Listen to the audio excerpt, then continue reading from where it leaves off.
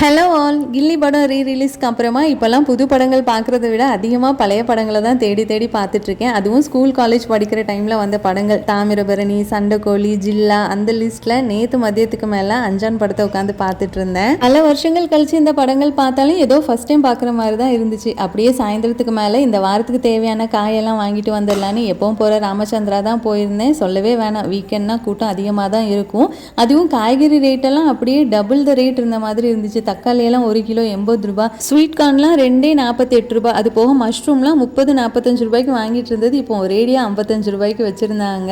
ஒருவேளை மழை பெய்யறதுனாலயா என்னன்னு தெரியல. நம்ம ஊர்லயும் இந்த ரேட்டு தானான்னு சொல்லிட்டு மறக்காம கமெண்ட்ல சொல்லுங்க. வந்ததும் கொஞ்ச நேரம் குட்டீஸ்க்கு ஹோம்ஒர்க்லாம் சொல்லி கொடுத்துட்டு எனக்கு மட்டும் நைட்டு டின்னருக்கு கோதுமை தோசைக்கு சைட் டிஷ்ஷா தக்காளி கார சட்னி தான் ரெடி பண்ணியிருந்தேன். தக்காளி கூட 4 பல் பூண்டு, காஞ்ச மிளகா, கொஞ்சமா உப்பு, தேவைன்னா புளி கூட சேர்த்து அரைச்சிக்கலாம். அப்படியே தாளிப்பு கொடுத்து இறக்கிட்டோம்னா சூப்பரான சைட் டிஷ் ரெடி ஆயிடும். அவ்வளவுதான். நாளைக்கு பார்க்கலாம்.